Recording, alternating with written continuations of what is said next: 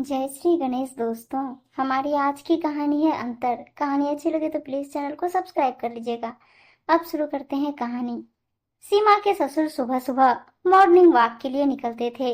उनके साथ वो भी जग जाती और सास के जगने से पहले पूजा के बर्तनों को साफ करके सब तैयार करके और वो बैठकर बालकनी में चाय पी रही थी। तभी उसकी सास आई और बोली, बहू कितने दिन हो गए, सोनिया और दामाजी आए नहीं हैं। उनकी कोई खोज खबर ली हो। वो ससुराल वालों के साथ नहीं रहती है। तुम्हारे जितना उसे आराम कहाँ मिलता होगा।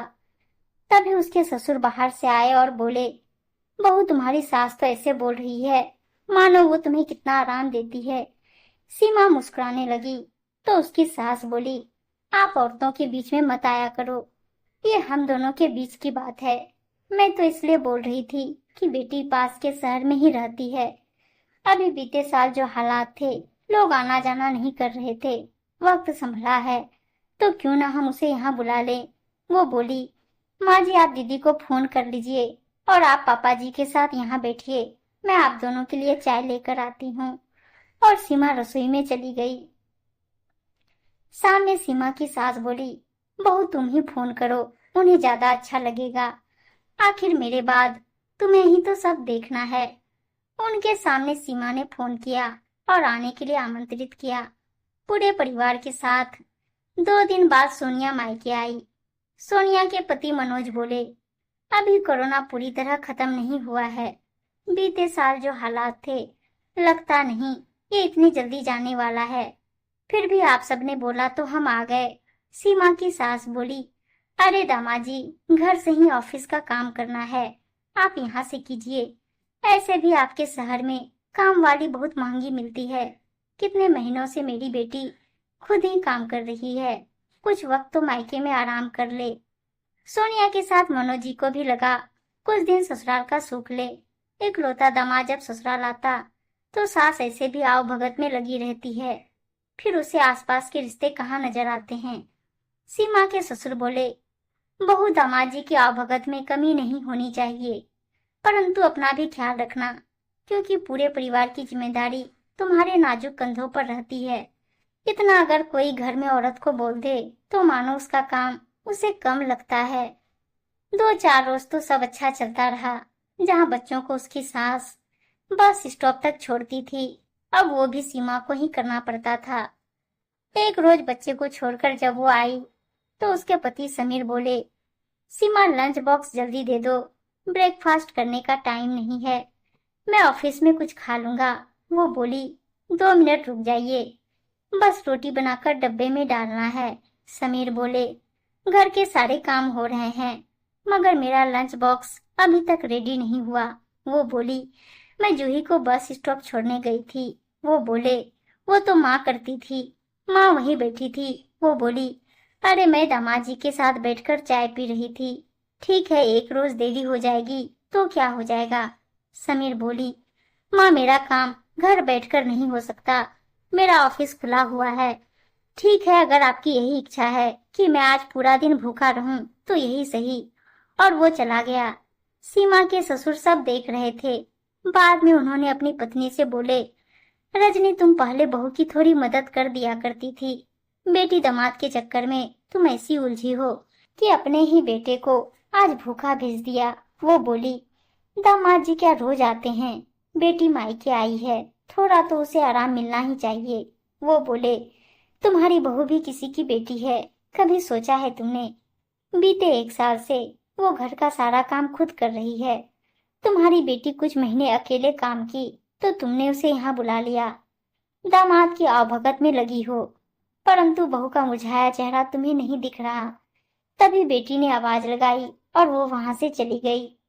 एक रोज दोपहर के खाने में सीमा ने बहुत सारी चीज बनाई, परंतु सलाद में प्याज काटना भूल गई। मनोज जी बोले, अरे भाभी, सलाद में प्याज तो है ही नहीं। सास बोली, बहू तुम्हें पता है कि दामाजी को प्याज कितना पसंद है, फिर क्यों नहीं काटी हो? समीर सब देख रहे थे। वो हंसकर बोले, सोनिया क्या अपने ससुराल में तुम ऐसे ही हाथ समेटकर बैठी रहती हो? वो बोली, अरे नहीं भैया, वहां तो इतने काम होते हैं कि सांस लेने की फुर्सत नहीं मिलती। वो बोले, मनोज जी की पसंद तुमसे ज्यादा कौन जानता होगा। कभी कभी किचन में जाकर देख लिया करो कि प्याज कटा है कि नहीं। वो भाई के इशारे को समझ गई। सब खाना खाकर अपने कमरे में चले गए। सीमा के ससुर किचन में आकर बोले, बहू कुछ मदद करनी हो तो मुझे बताओ, मैं कर देता हूँ। वो बोली, नहीं नहीं पापा जी, आप जाइए कमरे में, इनके साथ थोड़ी देर बैठ लीजिए, इन्हें भी अच्छा लगेगा। सोनिया को आए हुए 1 महीने से ऊपर हो गया था। बहू की हालत खराब होती जा रही थी। ना तो वो बच्चों पे ध्यान दे पा रही थी, ना अपने पति पर। ये सारी चीजें उसकी सास की आंखों से छिपी हुई नहीं थी। एक रोज रात के 11 बज रहे थे। सब लोग इकट्ठा बैठे थे। सीमा की सास बोली, बहू तुम जाकर सो जाओ, नहीं तो सुबह जग नहीं पाओगी। मनोज जी बोले, भाभी सोने से पहले 2 कप चाय बना दीजिए तो मजा आ जाए। उसकी माँ बोली, सोनिया चाय बना लेगी, बहू सुबह से शाम तक कोल्हू के बैल की तरह पिसती है, इसका चेहरा उतर गया है। जाओ बहू तुम सो जाओ। उस दिन सीमा को लगा कि बीते समय ने उसकी सास के मन से दामाद और बहू के बीच का अंतर मिटा दिया। अब सोनिया को मायके में जब उसकी माँ थोड़ी बहुत मदद करने के लिए बोलती थी तो वो बात उसे खलती थी। एक रोज सीमा की तबीयत ठीक नहीं थी तो वो अपने कमरे में आराम कर रही थी। सोनिया की माँ किचन में खाना बना रही थी और सोनिया अपने पति के साथ सोफे पर पैर ऊपर करके टीवी देख रही थी। उसके पिता आए और बोले, सोनिया शादी करके दूसरे घर क्या गई, तुम तो व्यवहारिकता ही भूल गई। वो हड़बड़ा कर बोली, क्या हुआ पापा। वो बोले, तुम्हारी भाभी की तबीयत ठीक नहीं है, तुम्हारी माँ रसोई में काम कर रही है और तुम यहाँ टीवी देख रही हो। क्या तुम कोई बच्ची हो? अरे अपने बच्चे और पति को नाश्ता बनाकर तो दे सकती हो, ये घर भी तो तुम्हारा ही है। वो बोली, माँ ने मुझे कुछ बताया ही नहीं और भाभी की इतनी क्या तबीयत खराब हो गई जो उन्होंने बिस्तर पकड़ लिया। पिता बोले, ये तुम्हारा मायका है, परंतु दामाद जी का तो ससुराल है, इन बातों का ख्याल तो तुम भी रख सकती हो। वो बोली, भाभी की थोड़ी तबीयत खराब क्या हुई, वो तो आराम करने चली गई और मायके में आकर काम करना पड़े तो मैं अपने ही घर में अच्छी थी। सोनिया की माँ बोली, अगर अभी बहू ने मुझे रसोई में देख लिया तो इस हालत में भी वो मुझे काम करने नहीं देगी। मगर तुम बेटी होकर भी मुझसे इस उम्र में काम करवा रही हो। सच में बीते वक्त ने आज बहू और बेटी के बीच का अंतर भी मिटा दिया। कुछ वक्त बाद सोनिया अपने घर चली गई। सीमा की सास बोली, बहू सच में जब तक तुम बीमार रही मैं यही सोचती थी, इन बीते सालों में तुमने मेरी कितनी सेवा की है।